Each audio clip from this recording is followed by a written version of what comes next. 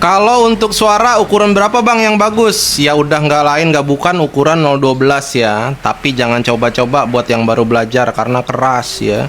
Kalau buat baru belajar pakainya 010 aja. Kalau yang sedang-sedang apa bang ya pakai 011. Nih.